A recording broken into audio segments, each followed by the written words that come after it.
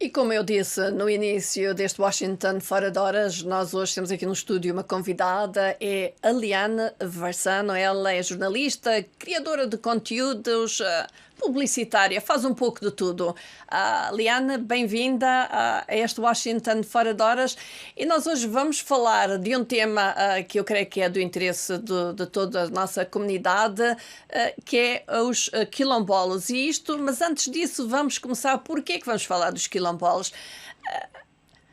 Liane, em 2022 o Brasil teve um recenseamento. Portanto, recenseamento normalmente é para atualizar o número de população de um país.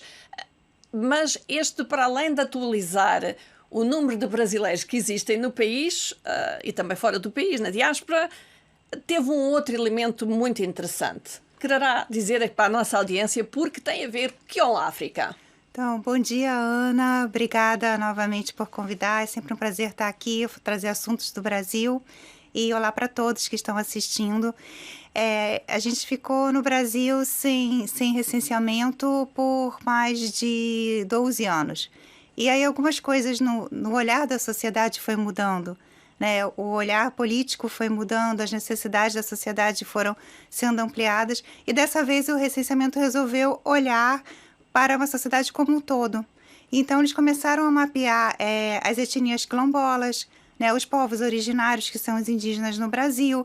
Então, veio um resultado muito curioso e muito diferente do que aconteceu em outros anos, né? Então, a gente consegue ter hoje uma população de em torno de 203 milhões de brasileiros, sendo que 56% são classificados como negros e pardo no Brasil é a mistura entre índios e negros, brancos e negros, né? Sempre tem essa mistura porque a gente tem uma população muito variada nesse sentido. Portanto, este recenseamento, de alguma forma, trouxe para a luz da sociedade brasileira a existência de pessoas que não eram contadas anteriormente ou de comunidades.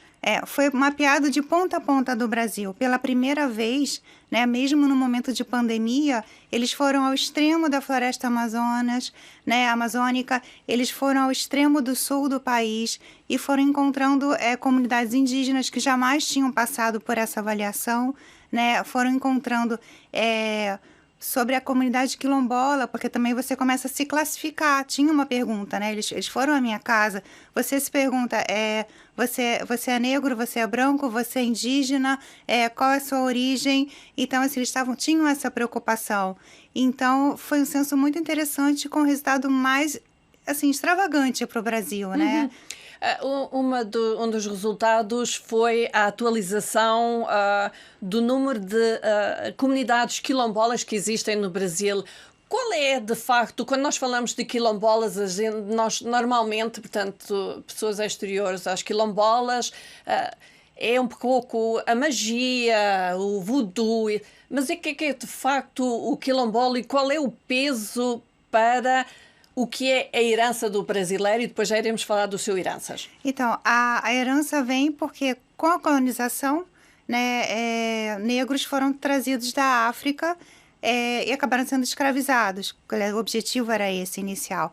E aí começaram a fugir também das fazendas. E como a colonização do Brasil começou pela região do Nordeste, principalmente na Bahia, que eles chegaram em Porto Seguro, que fica na Bahia, né? Pedro Álvares Cabral chegou em Porto Seguro, ali começou a crescer o número da comunidade. Então, eles começaram a fugir. Em 1575, foi criado o primeiro quilombo, que é o Quilombo dos Palmares, né? Que é famoso na história, né? Eu acho que as pessoas estudam aqui, ou estudam, enfim, aqui no Brasil, ou em outros países também. E a partir daí começou a criar uma etnia, né? Uma geração que foi nascendo, né? E foi evoluindo, né? Alguns eram capturados, voltavam novamente para o trabalho, mas sempre teve esse movimento do quilombo, né? Então, com o tempo, né, os hábitos ficaram, os hábitos alimentares, os hábitos do dia a dia, as heranças disso, né? Aquela coisa de pai para filho vai se passando sempre. E aí, hoje em dia, no Brasil, a gente consegue ter pessoas que vivem em sociedades de quilombolas mesmo, que têm alguma tradição e que seguem ali um movimento, com menos tecnologia, etc e tal, mas também surgiram os quilombos urbanos, que, na verdade, foram heranças também que estavam nesses centros que foram evoluindo.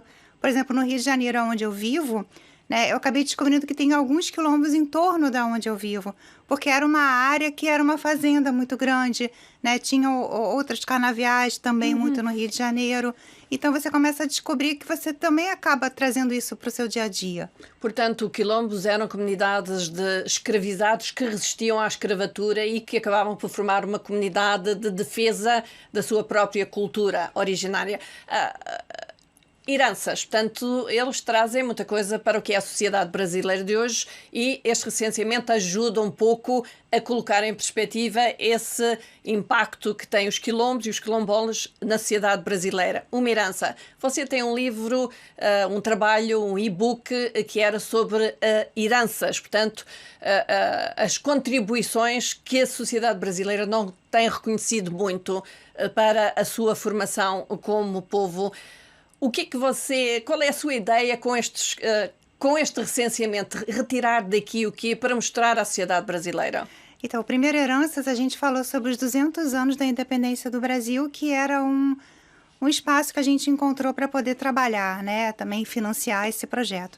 Então, dessa vez eu estou começando a estudar isso, eu estou trazendo aqui em primeira mão essa questão dos quilombos. O que eu tenho também na minha vida, né, como herança, é o que a gente come, por exemplo, a feijoada, né, é uma adaptação, porque na verdade a feijoada dos escravos portugueses era o cozido português e colocava-se mais feijão e o reforço virava feijoada. E hoje em dia a feijoada não é nada disso e é uma delícia. Eu, pelo menos, gosto. Então, assim, eu estou dando um exemplo muito simples, né? Mas muitas coisas do cotidiano do brasileiro, né? Porque se você pensar que a gente tem uma herança que 56% da população tem uma herança negra, a gente vai aprendendo muita coisa. E o próximo Herança é exatamente isso. A gente vai contar a história dos quilombos urbanos, que hoje em dia são grandes espaços culturais, que também tem comida, tem samba, tem festa e coisa do Brasil. E como estão a ver, nós poderíamos continuar aqui a conversa com a Liane, falar um pouco mais sobre os quilombos e o impacto que têm na vida do brasileiro, da sociedade brasileira atual, mas vamos ter que nos despedir. Este foi o Washington Fora de Horas de terça-feira, 17 de outubro de 2023. Convosco esteve Ana Guedes, aqui na apresentação, Mariano Bartolomeu esteve na produção, Bill Andrade foi o nosso engenheiro de som e do outro lado, na imagem, esteve Ellen Cordeiro. Então, até à próxima e um bom resto de terça-feira para todos, como sempre. Bye, bye, estamos juntos.